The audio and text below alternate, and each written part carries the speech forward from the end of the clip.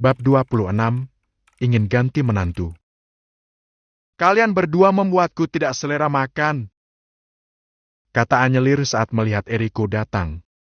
Bukannya duduk bersama suaminya itu, dia justru berlalu begitu saja menuju kamar. Kenapa lagi mbakmu? Eriko menatap Riana yang tak berani mengangkat wajah lagi semenjak Anyelir meninggalkan meja makan. Mau minta izin mas? Aku ingin menemani keluarganya Mas Leo jalan-jalan sebelum pulang ke kampung. Lalu kendalanya di mana kalian tinggal pergi kan? Masalahnya, saya akan memberikan uang kepada kalian untuk jalan-jalan. Putus Eriko agar tidak lagi ada perselisihan di rumahnya. Riana sudah dianggap seperti adik, otomatis Leo juga demikian. Sangat memalukan pula nantinya jika ada yang melihat adik iparnya berkeliaran tanpa membawa uang yang cukup, sedangkan dia seorang konglomerat. Uang ditransfer Eriko kepada Riana, setelah itu barulah dia sarapan dan bersantai di belakang bersama Elang. Namun, Jelita tidak bisa terlalu banyak berinteraksi sehingga dia pamit menemani bibi berbelanja. Sedangkan Anyelir, misuh-misuh dan marah sendiri tidak mendapati Leo maupun Riana di rumah. Dia uring-uringan sendiri, bahkan tidak pernah berbicara baik daripada Eriko. Anyelir juga tidak terima saat mengetahui suaminya itu memfasilitasi Leo dan keluarganya untuk jalan-jalan. Bahkan dia juga meminta uang 100 juta sebagai kompensi karena Eriko tidak meminta izin terlebih dahulu padanya untuk mengeluarkan uang. Tak banyak memang, hanya sekitar 8 juta saja, tapi setidaknya bagi Anyelir itu bisa membuatnya makan di restoran mahal langganannya. Kamu mau kemana? Sekarang aku libur dan... Mas, hanya 1 jam saja. Aku ada janji dengan temanku di luar untuk kondangan juga. Kemarin mereka datang, masa aku tidak datang? Kamu tahu kan, kalau berurusan dengan mereka itu harus ada timbal baliknya. Kalau begitu aku dan Elang itu boleh ikut? Gak usah. Kemarin Elang sudah seharian di pesta pernikahannya Riana dan Leo, jadi sebaiknya kalian berdua di rumah saja duduk diam beristirahat. Besok kamu harus ke kantor. Anyelir mulai mencari tahu keberadaan Leo dan Riana. Dia akan bergabung agar bisa berduaan dengan Leo. Dari semalam dia sudah mengatakan ingin bersantai di rumah bersama pria itu, tapi dia malah jalan-jalan. Menarik nafas panjang, Eriko semakin hari semakin menemukan hal yang aneh ada pada diri istrinya. Dia juga merasa Anyelir semakin hari semakin berubah, bahkan untuk mengurusnya saja wanita itu tak lagi mau, sedangkan saat ini mereka sudah memiliki anak. Okelah, tidak masalah, Anyelir tak ingin membawanya dan Elang pergi kondangan sehingga dia memerintahkan sopir untuk memanaskan mobil karena dia akan membawa Jelita, Masa, Bibi Suwarni dan Elang jalan-jalan. Mumpung cuaca cukup mendung, tak terlalu panas sehingga bayi mungilnya cocok dibawa keluar. Bi Asih dan Jelita sama-sama segan menerima tawaran dari Eriko, tapi sayangnya pria itu tidak ingin dibantah sama sekali. Sehingga mereka berdua terpaksa mengikuti keinginan pria itu dan ikut kemanapun Eriko pergi. Puas rasanya berjalan-jalan, tibalah waktunya Elang bangun. Bayi mungil itu langsung saja menangis seolah ada yang mencubit dirinya, padahal tidak ada seorang pun yang menyinggung keberadaannya karena dia tidur di pangkuan Eriko. Sedangkan Jelita masih menikmati makanannya yang baru sampai, dia juga baru selesai menyuapi Marta. Ketika giliran dirinya, Elang malah menangis tak mau diam, meskipun Eriko sudah menggendong dan menimang sedemikian rupa, bahkan sedikit berdendang demi membuat Elang tidur seperti tadi. Biar saya saja, Tuan. Jelita sedikit kasihan melihat Eriko yang kesulitan mendiamkan putranya. Sebagai seorang ibu, tentu saja dia terdorong untuk mendiamkan Elang yang tak kunjung berhenti menangis. Tidak apa-apa. Kau makanlah terlebih dahulu. Asinya masih ada, kan? Tanyanya mulai memeriksa tas kecil yang dibawa Jelita. Di sana ada box yang bisa memanaskan ASI secara otomatis agar tidak basi. Jelita menganggukkan kepalanya menunjukkan kepada Eriko bagaimana caranya mengambil ASI tersebut dan memberikan kepada Elang, tapi lagi-lagi bayi mungil itu bertingkah aneh, tak mau menerima ASI dari botol, padahal saat di mobil tadi Elang tidak menolak apa yang Jelita berikan. Semakin risau dan resah saja Eriko melihat penolakan demi penolakan yang Elang berikan. Bahkan dia sempat sedikit memaksa agar putranya itu tidak terlalu merepotkan Jelita karena dia menganggap wanita ini hanyalah ibu pengganti untuk memberikan ASI kepada putranya. Tuan makan saja dulu nanti kita bisa bergantian. Buru-buru Jelita membasuh tangannya memastikan dia tidak akan menularkan rasa panas kepada Elang, barulah dia memaksa agar Eriko menyerahkan Elang padanya. Elang tak kunjung diam, justru malah semakin menangis. Tentu saja Eriko membiarkan Jelita menggendong putranya tersebut. Jelita menimang dan mencoba memberikan ASI sama seperti yang Eriko lakukan. Ternyata sama saja, tidak ada sedikit pun niat Elang untuk meminum ASI, bahkan wajahnya semakin merah padam saja menolak keras apa yang Jelita berikan. Tuan saya. Eriko mengangguk. Dia langsung bangkit dari tempatnya duduk. Ikut dengan saya. Ajaknya meninggalkan Bibi bersama sang ibu. Eriko juga menitipkan wanita parubaya itu kepada Bibi agar dijaga sebentar sampai dirinya dan Jelita selesai dengan Elang. Bibi bertanya-tanya kenapa dan kemana gerangan Eriko akan membawa Jelita, tapi tidak berani mempertanyakan hal itu secara langsung. Takut salah satu dari mereka tersinggung atas pertanyaan yang akan diajukan, sehingga Bibi melanjutkan makannya, seraya mengawasi Marta yang duduk di kursi roda. Meskipun mereka tidak pernah mengeluarkan sepatah kata pun dari mulutnya, tapi dia tersenyum. Bahagia melihat bagaimana kedekatan antara Eriko dan Jelita. Banyak tahun yang dia jalani menjadi mertua Anyelir, tidak pernah sekalipun dia mendapatkan perhatian seperti ini dari wanita itu. Sedangkan Jelita yang hanya dipekerjakan sebagai babysitter Elang tak pernah sekalipun lalai, apalagi membiarkannya sendiri tanpa pengawasan. Dalam hati masa berpikir, bolehkah dia mengganti menantu dari Anyelir menjadi Jelita? Biarlah kastanya jauh di bawah Anyelir, tapi setidaknya Jelita tahu bagaimana caranya menghargai orang lain meskipun bukan orang tuanya sendiri, apalagi Marta sudah tahu bagaimana kehidupan Jelita dan seperti apa sesungguhnya karakter wanita itu. Sangat lembut, penuh kehati-hatian dan tutur katanya juga sangat sopan, penuh kasih sayang. Eriko membawa Jelita ke ruang ASI, tempat di mana seorang ibu bisa bebas beraktivitas memberikan ASI kepada buah hatinya. Dia duduk di sana mumpung tidak ada ibu-ibu lain yang sedang memberikan ASI, sehingga dia bisa melihat dengan jelas bagaimana sesungguhnya cara Jelita memberikan ketenangan kepada Elang. Jelita memangku, sedikit malu memberikan ASI, tapi dia tidak memiliki pilihan. Dia mewajarkan sikap Eriko yang sangat protektif terhadap buah hatinya. Ingat, dia hanyalah sebagai ibu pengganti, bukan ibu kandung. Awalnya Elang mau menerima dan Eriko sempat lega, tapi hanya beberapa menit saja.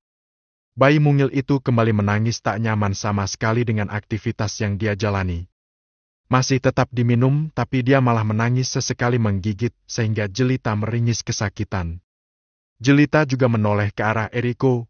Wajahnya sangat memelas, meminta pria itu mencarikan solusi apa yang harus dilakukannya agar Elang mau diam. Aku rasa perutnya tidak nyaman, Tuan. Mungkin karena masuk angin atau sejenisnya. Jelita berusaha menganalisa.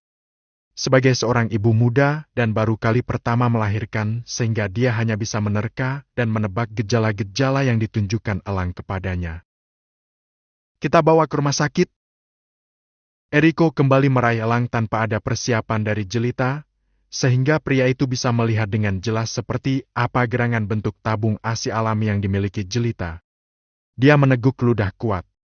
Sudah sangat lama tidak bisa melihat apalagi merasakannya. Ada dorongan yang aneh menghantuinya, persis seperti saat dirinya menginginkan Anyelir. Buru-buru Eriko menggelengkan kepala. Biar saya coba menimangnya. Kalau seandainya ditetap rewel, maka kita harus ke rumah sakit dan menyelesaikan jalan-jalan ini. Katanya kembali menggendong sedikit berdendang, berharap apa yang dia lakukan bisa membuat Elang tenang. Benar saja. Elang perlahan diam, dia kembali tertidur karena diayun Eriko dengan kedua tangannya. Jelita hanya tertegun melihat bagaimana cara Eriko memperlakukan putranya sangat-sangat baik, selayaknya seorang ayah tengah mengurus putranya. Semakin tenang saja Jelita melihat itu semua. Itu artinya dia bisa pergi jika waktunya sudah tiba. Tak ada yang perlu dia khawatirkan karena Eriko adalah ayah yang baik dan sempurna. Saya merasa aneh dengan Elang. Eriko menarik nafas. Akhirnya dia bisa beristirahat sebentar dan duduk di samping Jelita. Setelah setengah jam menimang dan menenangkan Elang, akhirnya bayi mungil itu kembali tertidur. Aneh bagaimana, Tuan? Saat siang dia rewel sekali, tapi ketika malam dia tidak pernah bangun, bahkan ASI yang ada di kulkas tidak berkurang sama sekali karena semenjak kau pulang sampai datang dia tidak menangis. Kau juga pasti tahu kan saat mengganti popoknya di pagi hari itu adalah popok yang sama yang kau pasangkan padanya sebelum tidur. Jelita menganggukkan kepalanya membenarkan apa yang Eriko katakan sehingga ASI yang disimpan di kulkas menjadi bertumpuk-tumpuk karena tak pernah dikonsumsi Elang ketika malam hari. Elang hanya minum di siang hari itu pun hanya 2-3 botol saja. Bobot tubuh Elang juga semakin menyusut tak seperti saat dilahirkan ke dunia. Mungkin karena sudah lelah menangis jadinya tuan muda ketiduran di malam hari. Selap apapun seorang bayi tidur, pasti dia akan menangis saat lapar atau popoknya tak nyaman. Kamu bayangkan pernah subuh-subuh sekali saya memeriksa dan menemukan Elang buang air besar di popoknya, tapi dia tidak bangun. Buang air besarnya sangat encer sehingga hanya ada bekasnya saja. Kalau tuan tidak keberatan, maukah memeriksa keadaan tuan muda ke rumah sakit? Aku menebak ada sesuatu sehingga Elang agak berbeda dari bayi-bayi seusianya. Pinta Jelita sedikit takut-takut karena dia tidak ingin ketahuan bahwa saya dirinya lah ibu kandung bayi tersebut. Besok saya akan membawanya bersama Anyelir ke rumah sakit. Tidak memutuskan pandangannya dari Elang, tapi itu hanya beberapa menit saja sebelum Jelita mengubah posisi duduknya mengarah ke mereka berdua, sehingga dia bisa melihat kaos lengan panjang berwarna biru yang dikenakan Jelita terlihat basah di bagian dadanya, tak hanya satu, tapi keduanya. Jelita kau! Sontak saja Jelita langsung memeluk tubuhnya sendiri dan menyilangkan kedua tangan agar Eriko tidak bisa melihat pakaiannya yang sudah basah karena ASI yang merembes. Dia adalah tipikal wanita yang mudah sekali menghasilkan ASI meskipun sedikit mengkonsumsi makanan. Dia juga dalam keadaan yang tidak baik-baik saja usai perceraiannya dengan Yudis. Meskipun belum cerai secara sah, tapi tetap saja dia sudah menganggap suaminya itu telah meninggalkannya, dan ini dia seorang janda. Pompa ASI-nya ada kan, coba kamu ambil dulu. Di rumah saja tuan, tadi sengaja saya tinggalkan karena saya pikir kita hanya sebentar, tapi ternyata. Sayangnya Elang sudah tidur. Bagaimana rasanya? Apakah sakit? Sedikit nyeri, tapi tak apa tuan. Kalau begitu kita pulang. Ajak Eriko membawa Elang keluar dari ruangan ASI tersebut, diiringi Jelita dari belakang. Jelita, ASImu. Masa ikut melihat kemana arah bibi menunjuk. Dahi wanita paruh baya itu berkerut dalam menemukan pakaian Jelita yang basah. Iya Bi, dia rembes karena udah lama sekali aku tidak memompanya. Jadi maaf ya Bi, acaranya terpaksa udahan gara-gara aku ninggalin pompa ASI. Kamu yakin pompanya tinggal? Nggak kamu bawa? Yakin, Bi, aku simpan di lemari biasa. Tempat Nyonya Anyelir menyimpan pompa ASI-nya pula. Jelas Jelita langsung mengemasi tas yang tadi dibawanya untuk membawa kebutuhan Masa dan Elang. Senyum tipis terukir di bibir Marta seolah kini dia sedang merangkai sesuatu untuk menjebak Jelita dan Eriko, agar wanita itu menjadi menantunya. Sangat-sangat memuakan sikap dan tingkah laku Anyelir di matanya. Bab 27, Perselingkuhan di depan mata. Jelita! Yudis langsung memanggil sekaligus menerobos pagar ketika melihat Jelita turun dari mobil bersama Bibi Suwarni. Dia tidak akan melewatkan kesempatan yang diakini tidak akan terulang untuk kesekian kalinya. Dia langsung meraih pergelangan tangan istrinya itu dan membawanya menjauh. Beruntung Jelita bisa menyeimbangkan tubuhnya sehingga Elang yang ada dalam gendongannya tidak terjatuh. Sontak saja hal tersebut membuat Ariko berang. Gara-gara keberadaan Yudis, putranya nyaris saja terjatuh ke tanah. Dia langsung melerai dan melepaskan cengkeraman tangan Yudis dari Jelita. Tidak terima wanita itu diperlakukan kasar, apalagi nyaris saja mencelakai anaknya. Anda tidak memiliki perasaan sama sekali. Sergah Eriko tepat di depan wajah Yudis. Saya bisa melaporkan Anda ke polisi karena melakukan kekerasan dan andai Anda tahu baru saja Anda melakukan kesalahan dan hampir membuat putra saya kenapa-kenapa. Jika putra saya terjatuh, pastikan saya sendirilah yang akan melepaskan kepala Anda. Sambungnya menatap tajam pada Yudis. Sangat menjijikan sekali sikap pria ini di matanya. Sudah mendapatkan istri sebaik Jelita, bukannya diperlakukan dengan baik justru disakiti dan disia-siakan. menjadikan wanita itu sebagai mesin ATM yang harus mengeluarkan uang setiap kali dia meminta. Kenapa Anda membelanya padahal dia adalah istri durhaka yang meninggalkan rumah tanpa seizin saya, dan saya tidak peduli meskipun Anda mengancam, saya akan tetap membawanya pulang ke rumah karena dia adalah istri saya. Tak takut sama sekali Yudis melawan, peduli setan dengan pria itu baginya Jelita masih istrinya. Dia juga tidak peduli kalau nantinya Eriko akan memukulnya. Lebih baik dia mengalami luka fisik daripada harus mendengar istrinya yang terus-menerus uring-uringan karena tidak pernah mendapatkan uang. Belum lagi biaya pendidikan sang adik dan ibunya yang setiap harinya merengek meminta makan. Penghasilannya sebagai sopir angkot tentu saja tidak akan mampu menutupi seluruh kebutuhan tersebut. Maka dari itu, selama ini dia mengandalkan Jelita dan selalu saja mengakali agar istrinya itu mengeluarkan uang untuknya. Hari ini kalau kamu tidak pulang, maka siap-siap saja kau akan kehilanganku untuk selama-lamanya. Aku akan mengakhiri hidupku. Ancamnya sebelum pergi dia akan menekan Jelita melalui cara lain kalau perlu dia akan menyakiti diri sendiri demi membawa istrinya kembali ke rumah. Jelita berusaha tidak menghiraukan. Yakin itu hanyalah sebuah ancaman semata. Mana mungkin Yudis berjuang sejauh itu hanya untuk mendapatkan dirinya kembali karena selama ini tidak pernah sekalipun pria itu memberikan hal yang terbaik untuknya. Kamu ganti dulu baju elang biar Bibi yang membawa barang-barang kita ke dalam. Kata Bibi Suwarni tidak ingin merepotkan Jelita dulu karena kini kondisi wanita itu sedang terguncang ulah kelakuan Yudis dan entah bagaimana lagi caranya mengatakan pada Yudis agar tak mengganggu Jelita dulu sebelum menceraikan Feni. Selama ini Suwarni menyusuri seluk-beluk kehidupan Yudis di belakang Jelita. Sangat mengejutkan fakta yang didapatkannya ternyata Yudis telah memiliki istri dan 2 orang anak. Dan kepada merekalah selama ini uang yang diminta Yudis dari Jelita.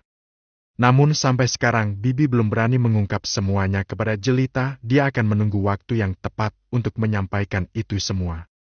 Bibi sibuk di dapur, Eriko di kamarnya, sedangkan Mas ditinggal di ruang tamu sebentar sampai Jelita menyelesaikan pekerjaannya di ruang keluarga, tempat di mana dia biasanya mengurus elang di siang hari. Kerutan hadir di dahi Jelita saat menemukan keganjilan pada Masa. Dia ingat betul bagaimana tadi posisi wanita parubaya itu saat ditinggalkan.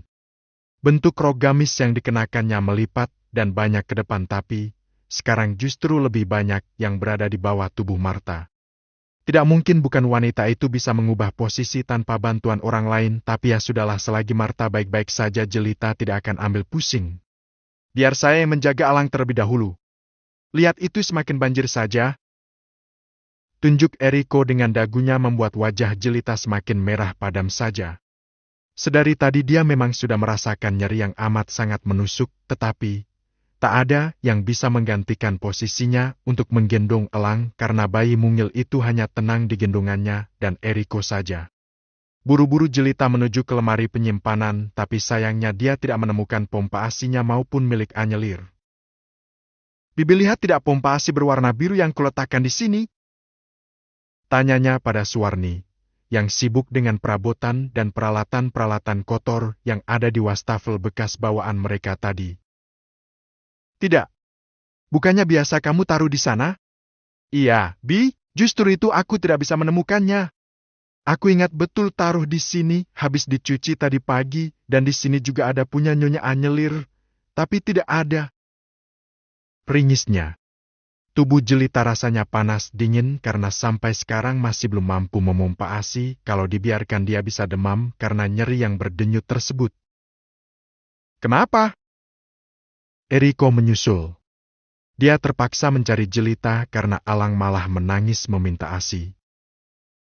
Tuan, maaf. Apakah Tuan melihat pompa ASI saya atau milik Nyonya Anyelir setidaknya, biar saya bisa meminjam terlebih dahulu, karena saya tidak bisa menemukan di mana letak pompa ASI yang saya miliki. Jelasnya terburu-buru sedikit panik kehilangan alat yang dianggapnya sangat penting sekarang. Eriko menggelengkan kepalanya.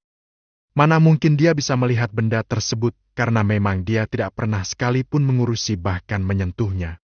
Dia pun tidak tahu di mana Jelita meletakkan benda yang baru saja dideskripsikannya. Aduh, bagaimana ini? Kamu tenang dulu, sekarang kamu ke kamar coba berikan ASI kepada Tuan muda itu pun kalau Tuan Eriko mau memberikan izin. Bibi Suwarni berusaha menenangkan, merasa iba dan kasihan kepada Jelita. Bibi benar. Eriko menyerahkan elang pada Jelita. Coba kamu serahkan kepada putra saya, nanti Bibi akan membuatkan kompres air hangat untukmu. Saya juga akan memesan pompa yang baru. Sambungnya seraya menyerahkan elang. Jelita menganggukkan kepalanya. Buru-buru pergi ke kamar untuk memberikan ASI kepada elang. Alih-alih menikmatinya dengan rakus seperti biasa, ternyata elang hanya minum sedikit, itu pun seraya menangis saat menyesapnya. Kamu kenapa, Nak? Kenapa jadi rewel seperti ini? Jelita berusaha menenangkan, mengusap kedua kaki elang. Dia juga memeriksa perut putranya itu. Tidak ada masalah sama sekali, tidak kembung pula. Suhu tubuhnya juga normal, entah kenapa putranya ini sangat rewel dari tadi pagi. Bahkan malas minum ASI hingga ASInya menumpuk, terlebih lagi pompa menghilang entah kemana. Bibi datang bersama kompres air hangat, tapi sayangnya elang belum mau dengan siapa-siapa kecuali Jelita dan Eriko, sehingga Bibi terpaksa memanggil Eriko agar masuk ke kamar. Jelita membantu wanita itu memenangkan elang selagi Jelita mengompres dadanya yang terasa menegang dan keras. Saya bawa elang keluar. Tunggu sebentar lagi, pompanya sudah di jalan, kata Eriko mengambil alih elang dari gendongan Jelita. Jelita bersabar mengompres dan memeras dengan tangannya sendiri. Tak apa sakit, yang penting ASInya berkurang dan kepadatan juga mulai menyusut. Alih-alih datang Eriko justru heran di notifikasi pesanan sudah terkirim dan diterima pihak bersangkutan, tapi tidak ada seorang pun di rumah tersebut yang menerima pompa ASI, bahkan security yang berjaga mengatakan tadi memang ada kurir yang mengantarkan paket pesanannya. Siapa yang menerima? Bibi Suwarni di belakang Jelita pun di kamar. Dia sedang menggendong elang sedangkan sang ibu mengerutkan dahi. Eriko menatap sang ibu yang duduk diam di kursi roda, tidak ada pergerakan apapun dari wanita parubaya itu karena memang sudah lumpuh sejak 2 tahun yang lalu. Mana mungkin ibu, tapi mana mungkin pula kurir itu berbohong. Gumamnya terus, memang elang agar tenang.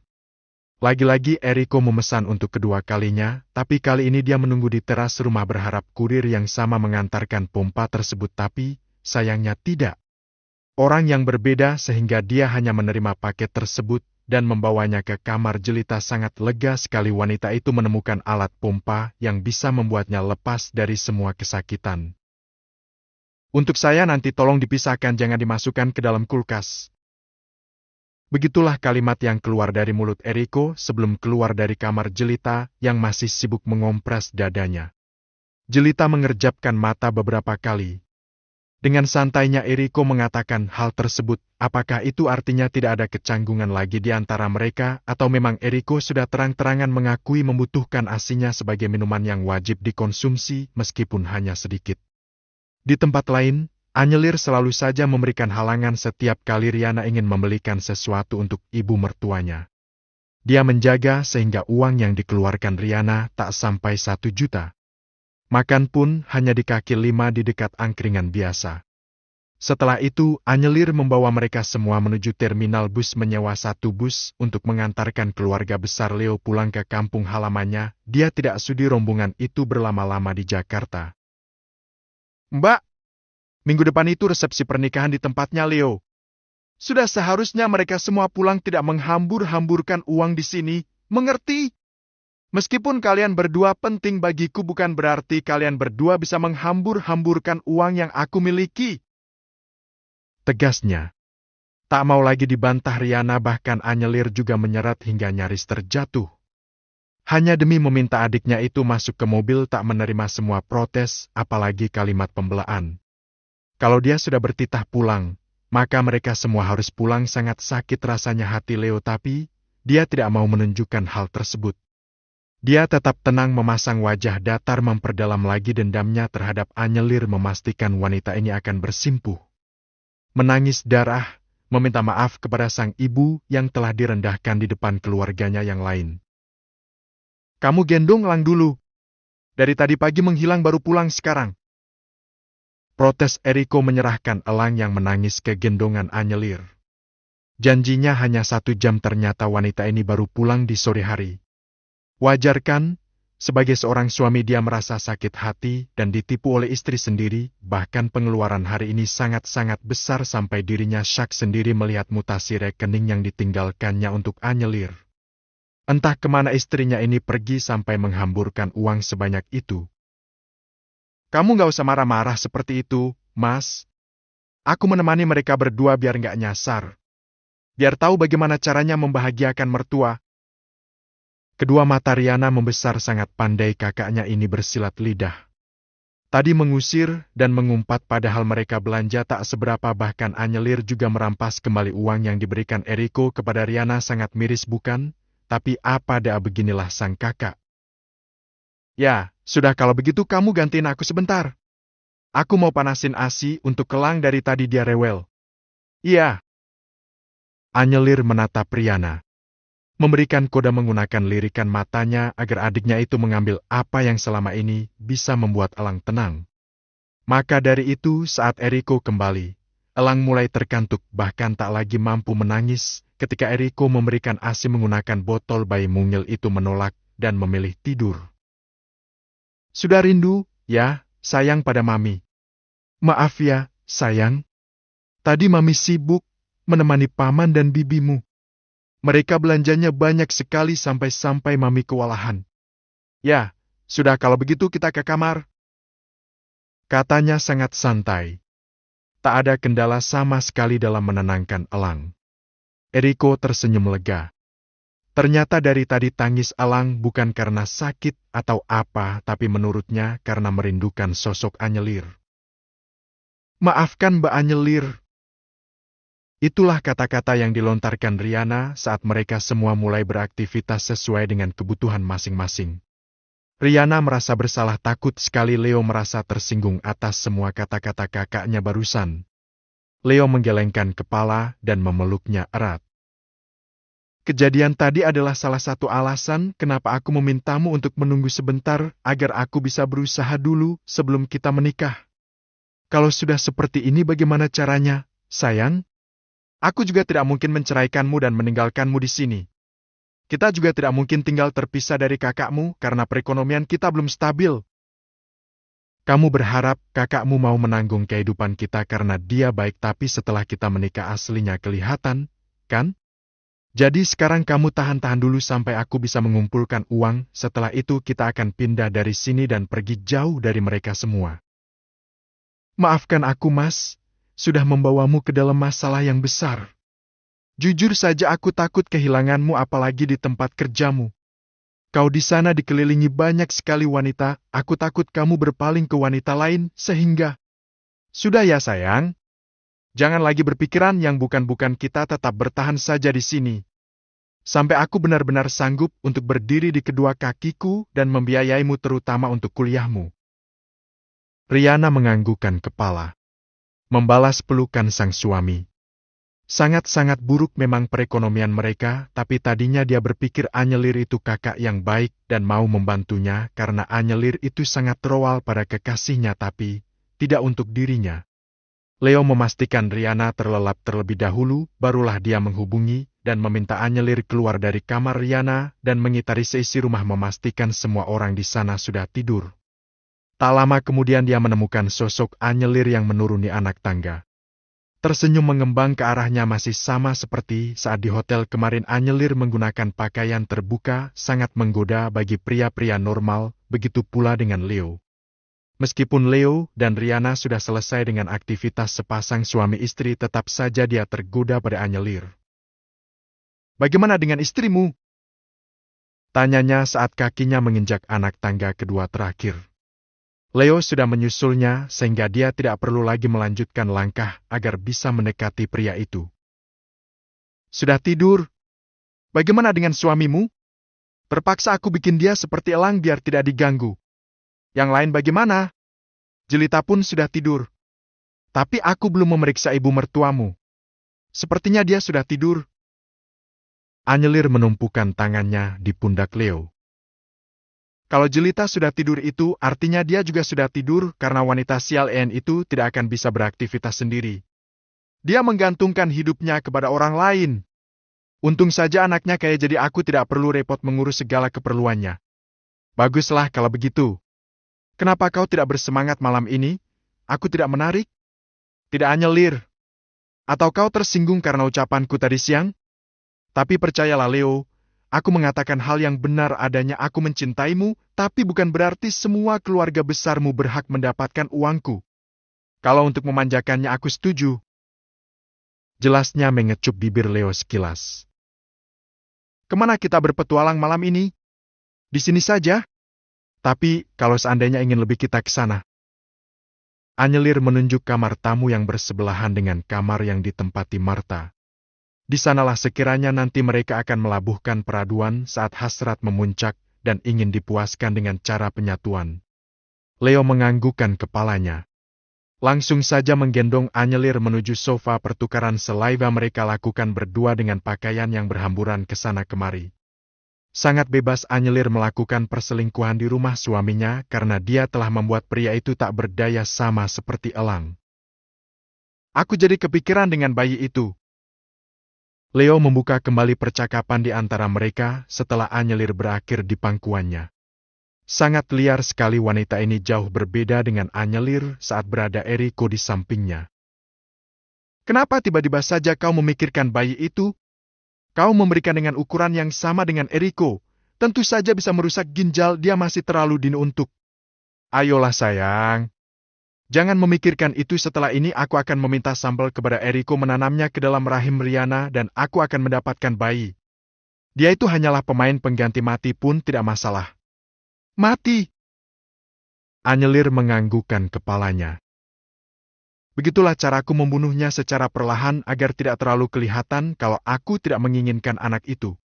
Dia itu keturunan wanita miskin, tubuhnya pasti penuh dengan bakteri dan virus mematikan, jadi sebelum virus itu mematikan kita, lebih baik aku mematikannya terlebih dahulu.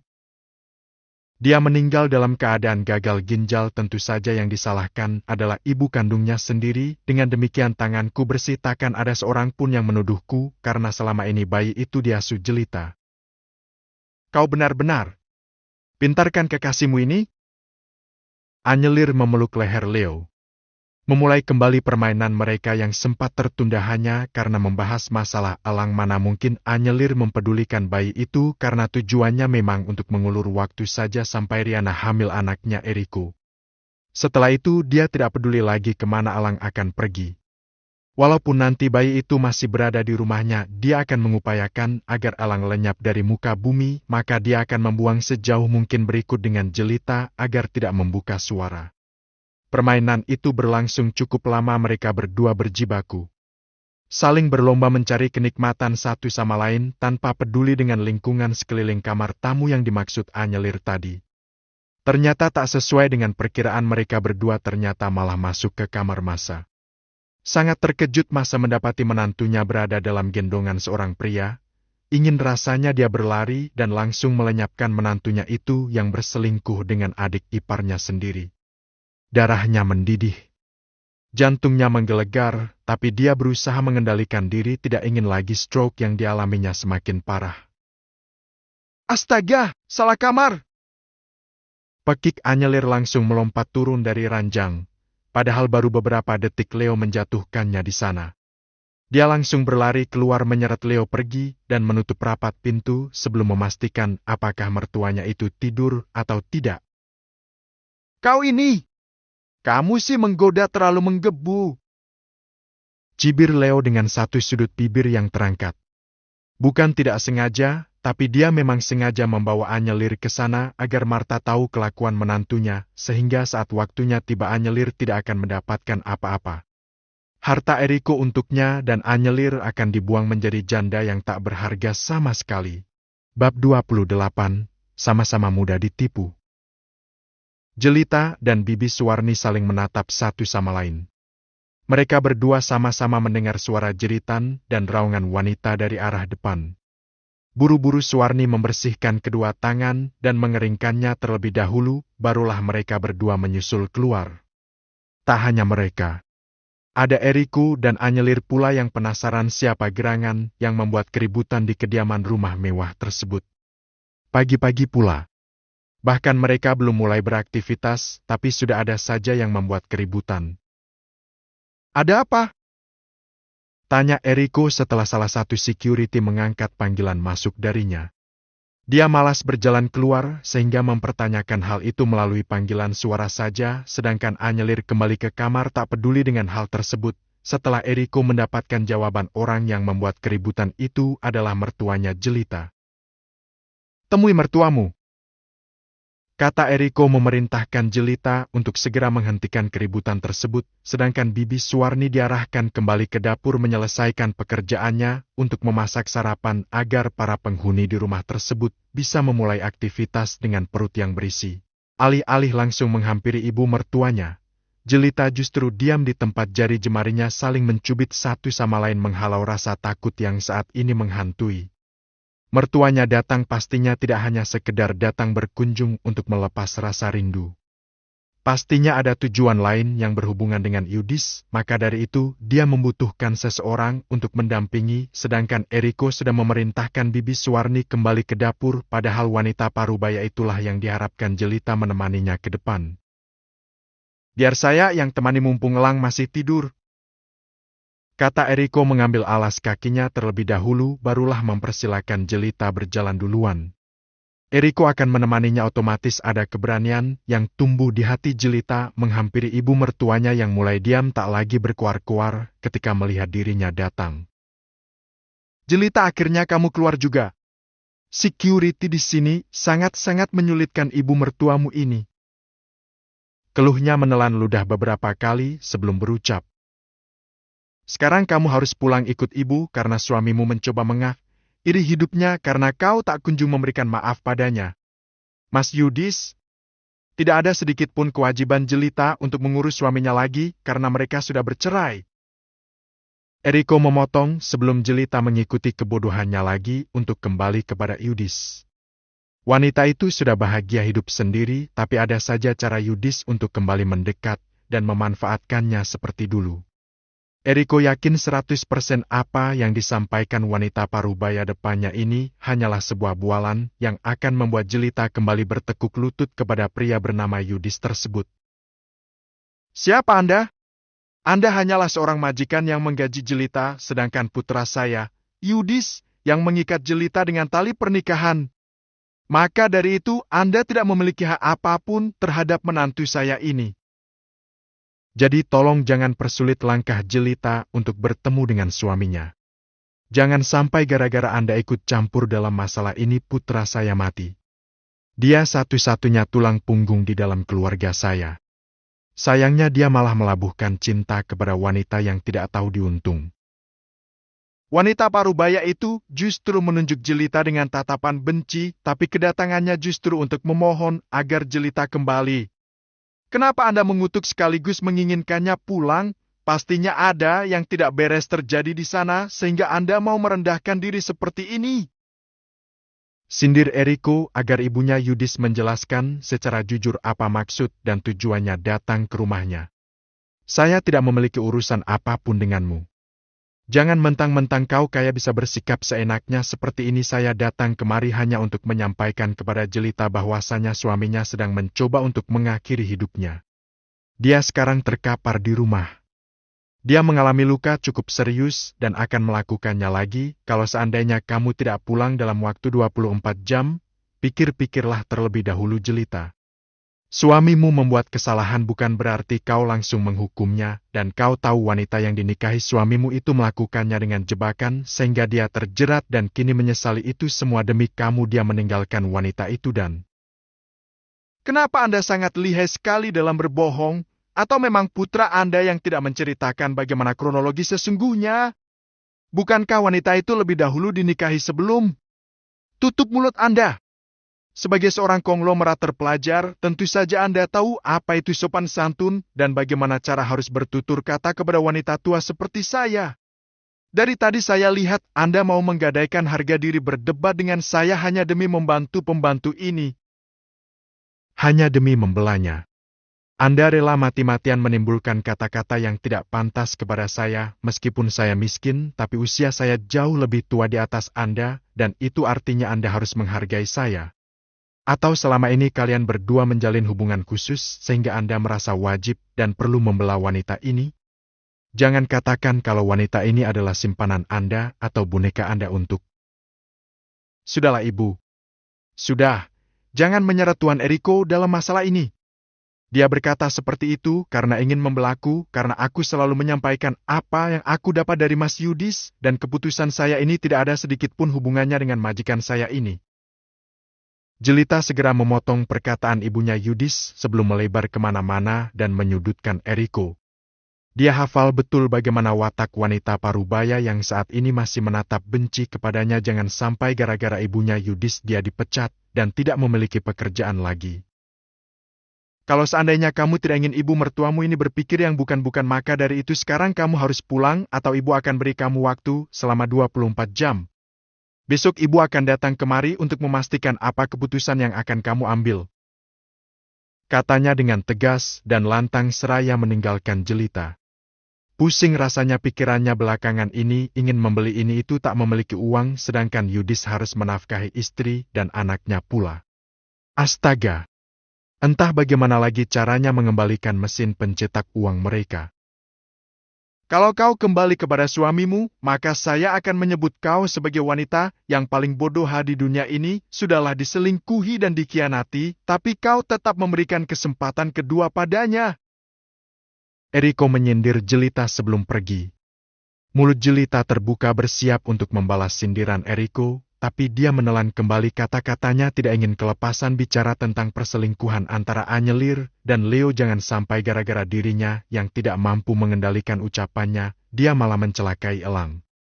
Sehingga Jelita hanya mengusap dadanya sendiri dan melanjutkan seluruh kata-kata tersebut di dalam hatinya saja.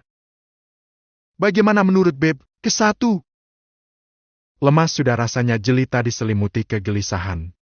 Jujur saja dia memang masih memiliki cinta untuk Yudis, tapi tidak sebesar dulu, namun ketika mendengar suaminya itu mencoba mengakhiri hidup hanya karena tidak mendapatkan maaf darinya, ada rasa bersalah sekaligus keinginan untuk melihat bagaimana sesungguhnya kondisi Yudis di kontrakan sana. Entahlah Jelita, Bibi juga tidak tahu bagaimana caranya memberikan saran kepadamu. Andai kamu tahu selama ini Bibi bertanya ke sana kemari mencari tahu apa sesungguhnya yang ada pada diri Yunis, sehingga Bibi menemukan sebuah fakta yang sangat mengejutkan. Benar yang dikatakan Tuan Eriko. Yudis itu sudah menikah dengan seorang wanita, dan asal kau tahu wanita itu lebih dahulu menjadi istrinya Yudis, dan mohon maaf kaulah orang ketiga di antara mereka.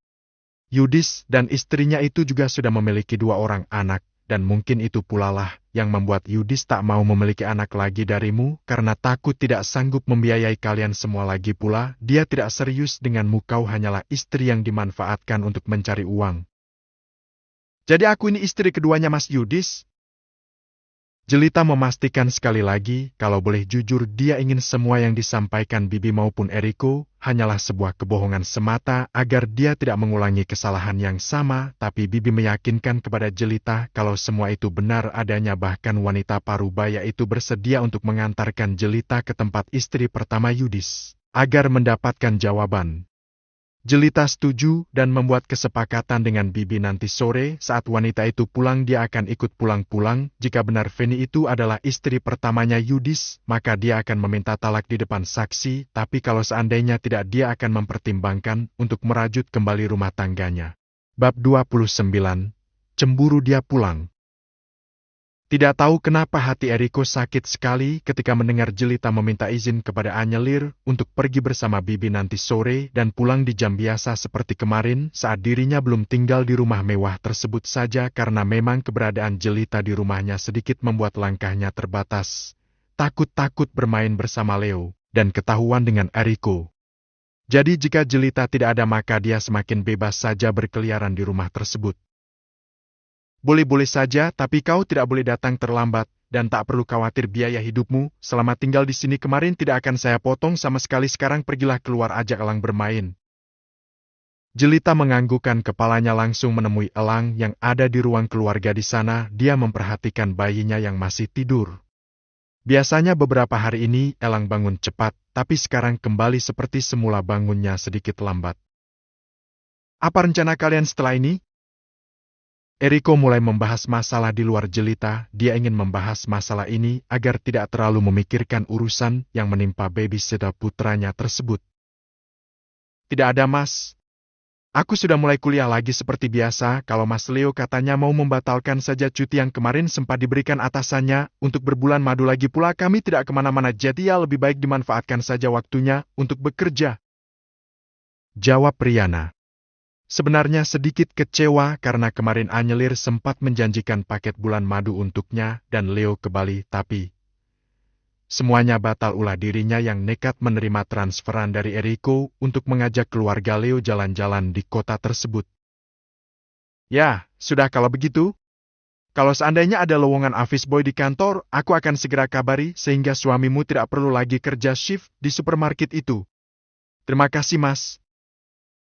Riana melanjutkan sarapannya tanpa tahu suami dan kakaknya sedang merancang sebuah rencana.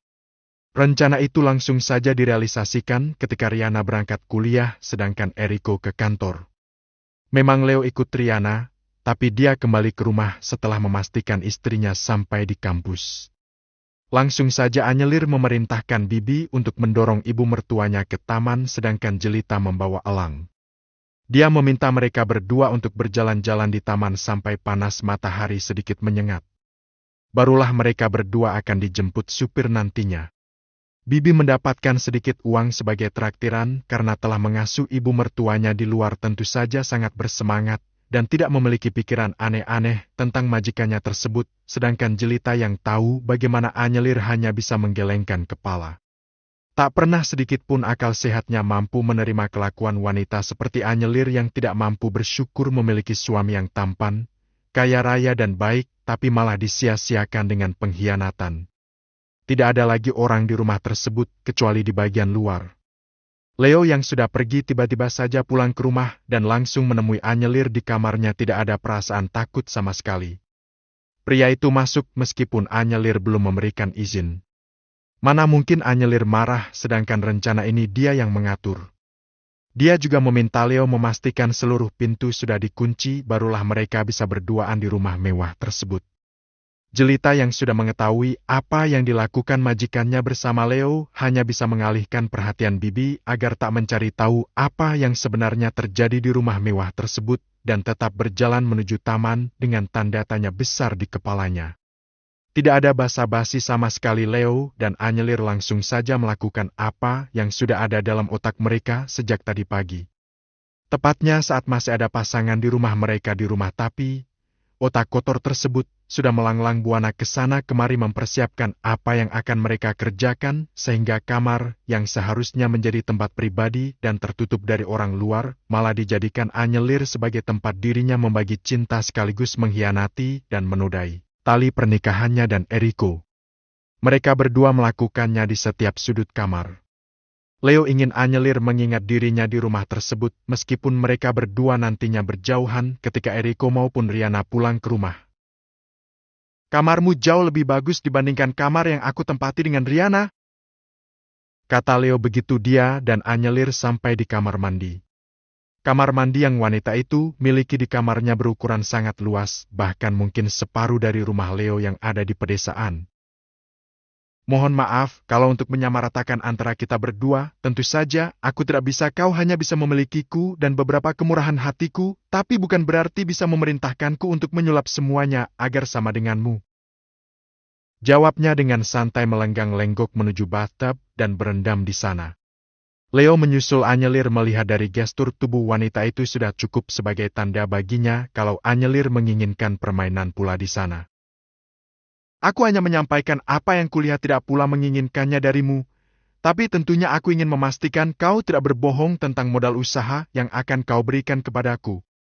Tentu saja sayang kalau urusan itu aku akan memberikannya, tapi jika kau gagal dalam usaha, maka aku tidak akan pernah lagi memberikan kesempatan untukmu. Baiklah, kalau memang itu yang kau inginkan, berikan aku uang 200 juta. Tentu aku akan segera mentransfernya setelah aku meminta uang kepada Mas Eriko. Semua imajinasi dilakukan. Sampai lupa diri dan waktu.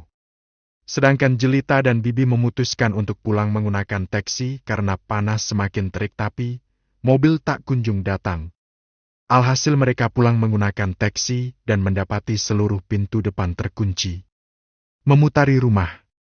Kini mereka berada di teras belakang dan hasilnya sama tak ada jalan untuk masuk. Sebelum Bibi Suwarni dan Jelita tahu apa yang mereka berdua lakukan, Anyelir mengusir Leo keluar dari kamarnya dan meminta pria itu membuka seluruh pintu rumah, sehingga saat Leo membuka kunci pintu belakang, dia langsung menemukan keberadaan Bibi yang menatap heran kepadanya. "Tuan, kenapa siang bolong seperti ini? Pintunya dikunci, apa yang Anda? Jangan berpikiran buruk dulu. Saya juga heran kenapa Anyelir meminta membuka kunci rumah saat saya pulang untuk istirahat makan siang. Dia mengatakan agar saya membuka seluruh pintu yang sengaja dikuncinya. Jikalau kau ingin mendapatkan jawaban, silahkan tanyakan langsung kepada majikanmu itu."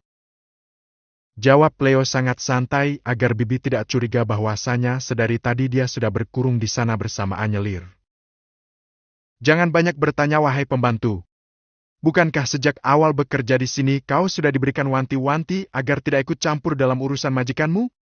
Jadi jangan pernah sekalipun kau mempertanyakan apapun yang saya lakukan di sini." Anyelir menyusul. Dia tidak suka Suwarni berusaha menyelidiki apa yang sedang dia lakukan bersama Leo. Itulah yang membuat Jelita merasa lega karena selama ini tidak pernah berusaha mendapatkan konfirmasi apapun dari majikannya tersebut. Biarlah Anyelir dengan segala pengkhianatannya, yang jelas tidak mengusik keberadaannya di sana sebagai pengasuh anak kandungnya sendiri. Ketidaksukaan Eriko semakin jelas saja terlukis di air wajahnya ketika dia pulang ke rumah. Jelita langsung pamit bersama Bibi Suwarni itu, artinya hari ini dia akan memanaskan ASI sendiri tanpa mendapatkan yang fresh dari Jelita. Dia juga mencebikkan bibir ketika Jelita pamit kepadanya untuk pulang. Mudah sekali wanita itu luluh hanya dengan tangisan ibu mertuanya, pikir Eriko dalam hati. Benar-benar tidak menyukai sikap Jelita yang mudah luluh. Namun pria itu tidak tahu kepulangan Jelita bukan untuk tinggal di sana selama-lamanya, melainkan untuk mencari keberadaan Feni. Bibi mengantarkan Jelita ke tempat tujuan, menunjuk rumah kontrakan yang berukuran besar, berbanding terbalik dengan rumah kontrakannya bersama Yudis. Sungguh timpang sekali cara pria itu memperlakukan mereka berdua. Nah, wanita itu yang bernama Feni. 2 orang anak itulah anak-anaknya Yudis. Jelas Suwarni menunjuk seorang wanita yang baru saja datang dari luar bersama 2 orang anaknya dengan tentengan di tangan kiri dan kanan. Jelita menebak wanita itu baru saja membeli sesuatu di warung terdekat. Dia tersenyum kecut. Seumur-umur menikah dengan Yudis belum pernah sekalipun dia shopping sebanyak itu. "Mau ditanya langsung?" "Boleh juga, Bi. Tapi Bibi pulang saja biar aku yang temui wanita itu." Jelita mempersilahkan Bibi Suwarni untuk pulang ke rumah. Dia akan bertanya dan berbicara sendiri dengan wanita tersebut agar dia lebih leluasa mempertanyakan tentang hubungan antara dirinya dengan Yudis. Dia tidak menginginkan ada orang lain di antara mereka. Jelita menyapa. Tentu saja Feni terkejut, tiba-tiba saja madunya berada di rumah kontrakannya, sedangkan dia tidak mendapatkan konfirmasi apa-apa dari sang suami. Namun dia berusaha menyembunyikan keterkejutan itu agar Jelita tidak bertanya-tanya atas respon yang dia berikan. "Baru pulang belanja, Mbak?" sindir Jelita menatap 2 kantong belanjaan yang ada di tangan Feni. "Sungguh santai cara Anda menyapa saya. Boleh saya tebak sesungguhnya Anda sudah mengenal saya dan tadi hanya sekedar berbasa-basi saja untuk memulai pembicaraan di antara kita. Jika memang benar demikian, masuklah ke dalam, kita bicarakan di dalam saja agar tidak ada yang mendengar urusan yang akan kita bahas nantinya."